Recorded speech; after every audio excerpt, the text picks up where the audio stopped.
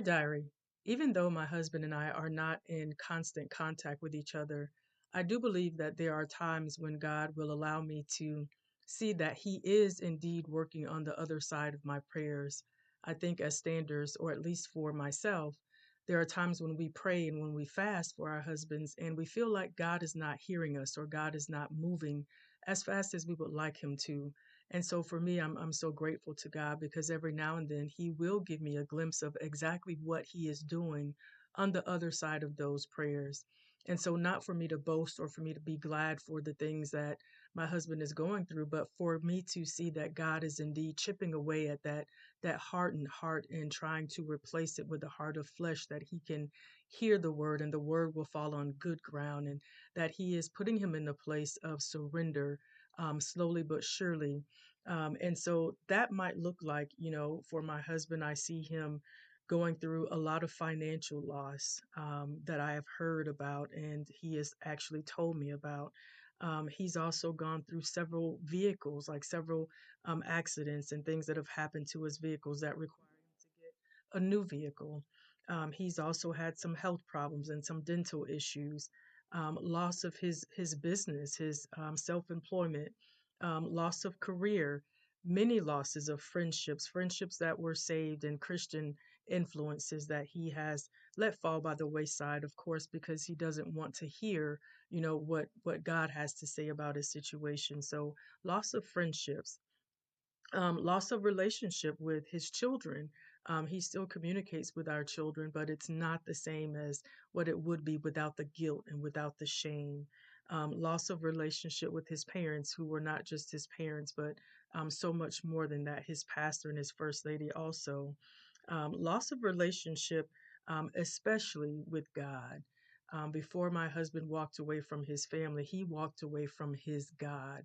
And so I know that loss of relationship with God has been something that he has lost. And even though he won't admit it, I do believe that is something that he misses.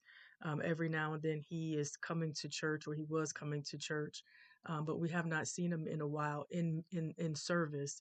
But I do know that God is tugging at his heart and that he misses worship, as well.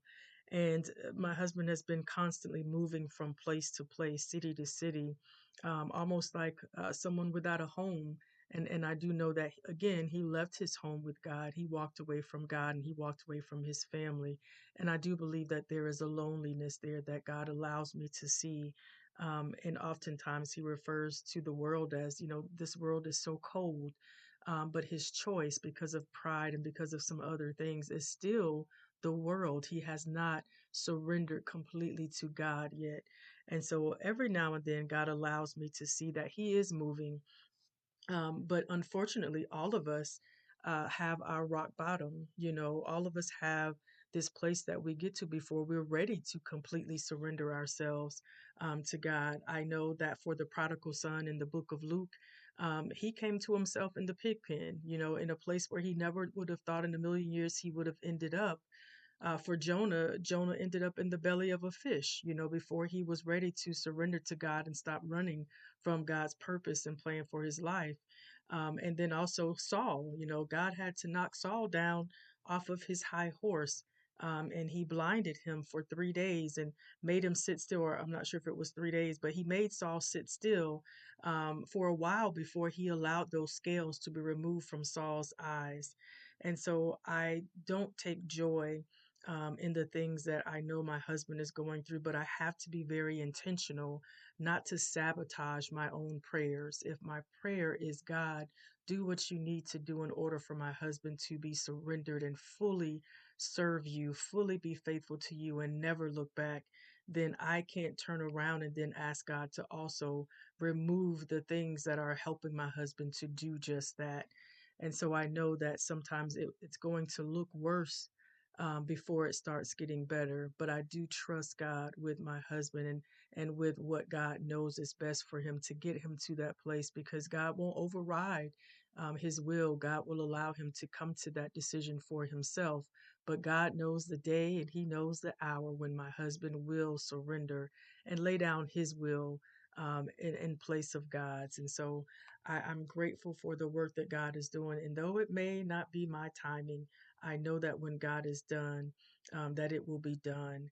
And so I'm so grateful for that. And until then, I have to be intentional about my prayer life and my fasting, to continue to wait on the Lord and be of good cheer, to let the peace of God rule my heart, and to just be content in waiting and continuing to bloom where I am planted. Because at the appointed time, God's deliverance will come, and it will be sure. It will, the work that God has begun, He will complete it. And I don't want to sabotage the fullness, the completeness, the full surrender to God, and get in the way, and try to get something that's quick but not complete. And so until then, I trust God, and I do believe that God is doing a great work. And I am content to do what I have been doing, which is to stay on the wall, and I will not come down. It is well.